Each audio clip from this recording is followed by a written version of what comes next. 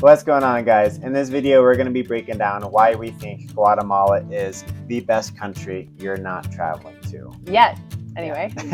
Not yet. Maybe after this video, you'll think differently. I think so. Yeah. So if you don't know us yet, my name's Chris. And I'm Grace. And right now, we're currently slow traveling through Guatemala, trying to do our best to show off the people, culture, landscapes, and local businesses that make this place just so incredibly special to us, all with our 1-year-old golden retriever named Mango. He's a little rascal. He's upstairs right now. Loco. Just to jump right into it, really, like the first thing that I would say you see here in Guatemala is the Mayan culture. It is so prevalent and so alive and so rich here. Yeah. Still wearing their traditional clothes, their Mayan clothes. They still do all of their traditional celebrations. And they're speaking the traditional Mayan languages. I mean, just here in Guatemala, it's like 20 different Mayan languages. Something like that. It's wild. Here on the lake, I think there's at least 3 or 4. Yeah. So it's just very, like I said, alive. And when you get to Guatemala, I think you really do see kind of that culture show itself first. And they're very proud. They're very proud of their culture and their language and, you know, everything that comes with it. And that's something that we noticed pretty much right off the bat. Yeah, it's like a lot of places you go to and they're appreciating the culture that they, you know, from their heritage, their ancestors. And while that is incredible, you should be doing that. But the thing is like all this culture is like still alive. They're still doing it. It's still like, it's still like the weaving classes that you can attend. That's still how they make their garments. It's not like a dead thing. All of their clothes are woven and embroidered and they're so intricate. Yeah, and they're so beautiful and like so colorful, and you can just see like all of the love and the traditions that still are happening. We recently got invited to a friend's daughter's birthday party, and it was so special. We talked about it in another video, but we got to see a traditional Mayan fire ceremony because it was her 8-year-old or her 8th birthday party.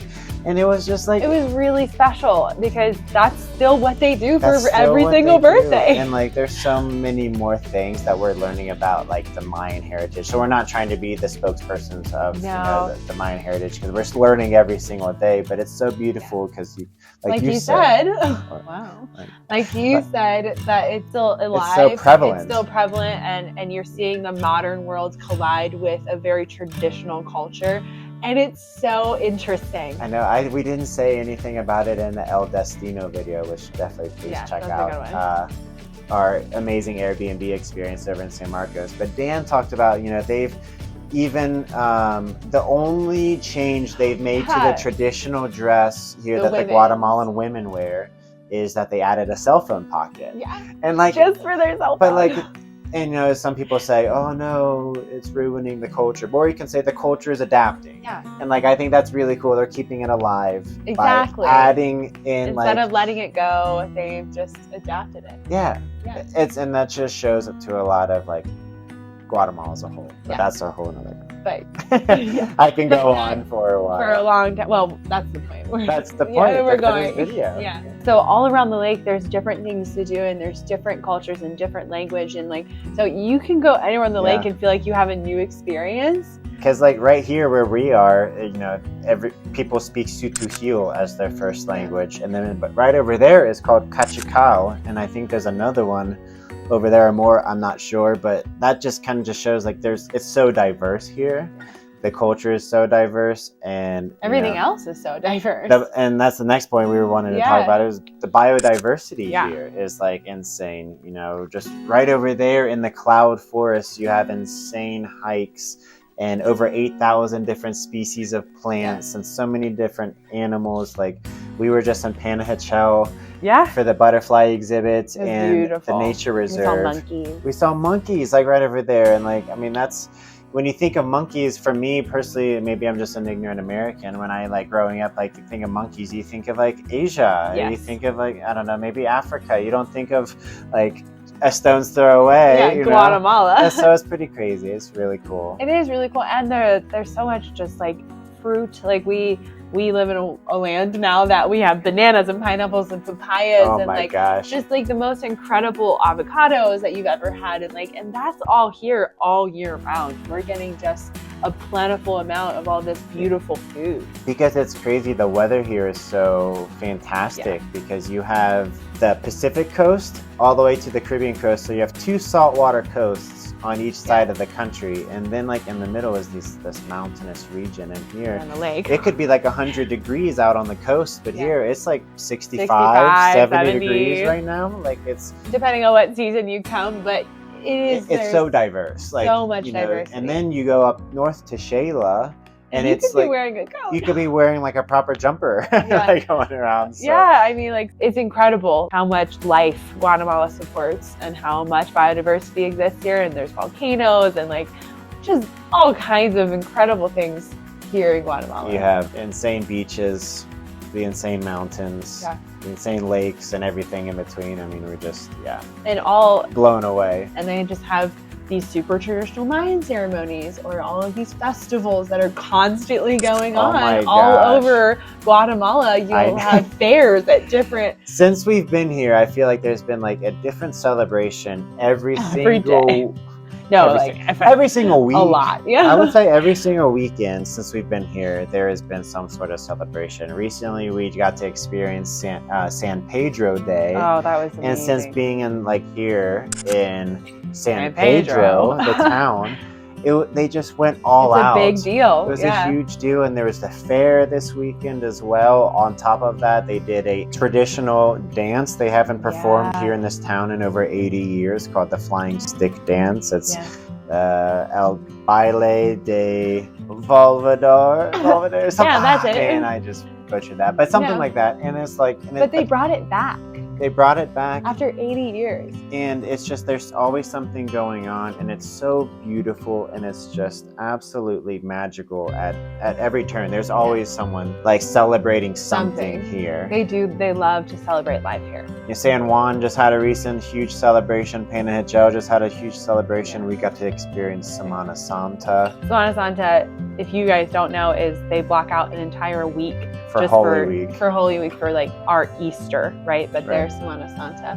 And they cover the streets in petals and the most colorful sawdust paint, sugars, you know, like, and they make this incredible artwork. And they just cover the streets with it, and they clean it up like 2 minutes later. But this is all week. They're just like celebrating nonstop throughout the night. Like, it's incredible the way that they choose to celebrate life in the ways they do, which are just so colorful and so beautiful. The colors here are just absolutely insane. I mean, because kind of going back to the Bombas in another video, but like they were silenced for so long. They are not muted. The colors here are so vibrant and so beautiful. And we just recently got to experience a festival or just a fair over in San Juan. And it was just so many colors, and it was just so vibrant. And that town alone is just one of the most colorful towns I've ever seen. And they all have pride in their own town. You know? So there's different color combinations and different clothing and different types of things that they do that is specific to each region. For sure. And that's really cool once you start to get into the nitty gritty of like how they embroider and like what that indicates and where they're from and like what family they're in. And that's the colors used. They represent different things depending on where you're from in Guatemala. That we're these little things we're learning all the time. And it's just something you would never expect, but their contrast of color and their use of color here is really just so breathtaking because they're so passionate about it. And you see it when you walk the street, and you see it when you get on a chicken bus, and you see it when you like watch them weave their own clothing. And it's like you really can like see how much color impacts their life and how much joy it brings. They just want to make everything beautiful. And they're so good at it here. Just walking down the street, there was people painting all the time. There's just always murals being painted. There's always something being celebrated, always some sort of just color being used. And I think, I don't know, it makes that really different and special. It's just so different from what we're used to, right? Like there's plenty of color back home, but it's so different. It's not like... It's like their norm here, though. It's so normal here. That's why everyone needs to come here. Everyone needs to experience like the colors here in Guatemala, and I guess it's so easy to get here too. It's super easy to get here. Flying here from the States is super easy. You're able to get direct flights from a lot of the southern U.S. And Guatemala is super God bless you. I'm so sorry. Whew. All good. Actually, my leg's asleep. All right. Okay. Ready? Yeah. All right. Yeah, Guatemala is like really easy to get to. We had an alternative, route to get here because we did come here, like we said, with our 1-year-old golden retriever. So we didn't do the traditional way. No. There are a few kinks in our story, and if you want to hear how we got to go into the country, we have a video on that. So check that out. For sure. But regardless, we had options getting here. Getting to Guatemala is super easy because we met so many people here that have been traveling, from maybe Mexico, making their way through Mexico all the way through Guatemala onto maybe El Salvador, Nicaragua, and further south. And then other people we've met that have came from Nicaragua or El Salvador or Honduras. And people like us that we flew here, and then Mango was driven here all the way through Mexico into Belize and down. So it's super accessible. It's not that difficult to get around.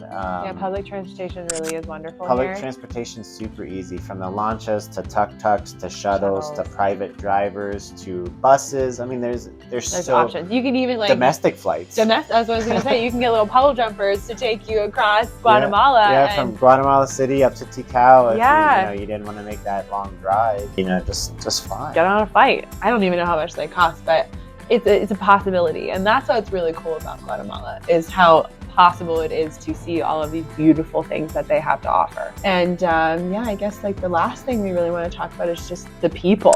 The obvious thing is the people. I mean, you can have beautiful places anywhere in the world and have a horrible time if the people aren't welcoming, or if you can't communicate with anybody. People make the experience. So because most of the time when you travel internationally, obviously you're not going to know the language. And so the kindness extended by strangers and the effort to try to communicate you and help you and get you where you need to be or find what you need to find is so invaluable when you travel. We were just talking about this today, coming from other countries, you might kind of see some of the Guatemalan kindness as a little bit scammy. Oh my gosh, yeah. Because for instance, lanchas. When you approach the dock here around Lake Adelan, they're asking where you're going, how can they help you to get there, and coming from places, other places we've traveled, that initially comes off to me as they're trying to get my money. Because they were in other countries trying to get in here. They're that's part of, they will show you who to get a ticket from, where to go, make sure you get there safely. That's part of the hospitality here. It's crazy. And that was something we kind of had to unlearn a little bit, is being able to trust people who genuinely want to help us. Especially coming straight from the US. Yes. Kind of just allowing that trust of strangers again, because that's so foreign to us. It is. Is trusting strangers. We have stranger danger. Yeah. We have these things that we're taught. And that's not to say there aren't people who are still trying to listen, we're not saying trust everybody when you travel. This is not the US. This is Guatemala. Exactly. And they are taught the strangers are around each other all the time, and so it's just very different. The people are so special. They are so special. They're so generous. And we're learning Spanish here. That's a goal we're trying to achieve. And so we have a Spanish teacher, but even still, everybody on the street is willing to stop and talk to you and help you learn Spanish. And correct you when you're speaking it kindly. wrong. They're so kind. Sure. They're just actually, it's abuela instead of abuelo. Right. They're very generous. Yeah, super nice. Because a lot of people I've talked to, they say, they go to other countries and they're never corrected if they say something wrong. Oh no, I've been saying this wrong for the last 3 months. In Guatemala, I feel recently they're just hey, that's not it. People tell you right away, and it's. But they do it in such a kind and in a way that they're trying to help you. I appreciate it. Yeah, you do. You appreciate it because it makes you feel more educated when you have your next interaction, and that allows you to be a smarter traveler, and a more educated traveler is the best traveler. 100%. Respecting people around you because you're visiting their country is something you should always walk into an interaction with. So the Guatemalans just make it so easy to be grateful because they do help you with everything. From the people you meet on the streets. The tuk-tuk drivers who get you to and from. The tuk-tuk drivers. Like Pedro. I mean, we met him. Pedro. We love Pedro. And so there's been multiple times where he's needed to go home. And he's here, don't worry about paying me. We'll settle up later on. And I mean, he doesn't know if I'm we're staying Yeah, super far. Like he just trusts us. He trusts us. There's been a couple of times we obviously always settle up with him, but of course. But he considers us friends. He's so friendly. Like, this is what he does. You know, we are friends, and that's just came from meeting him on the street, needing a ride. And so it's incredible, but how they just love you initially, and they don't ask why, and they're just extending friendship and hospitality because it's who they are and it's what they do. And it's just so beautiful. The people here are beautiful. We've been welcomed by this community with hugely open arms. Everyone you meet is so happy that you're here and wanting to know your story.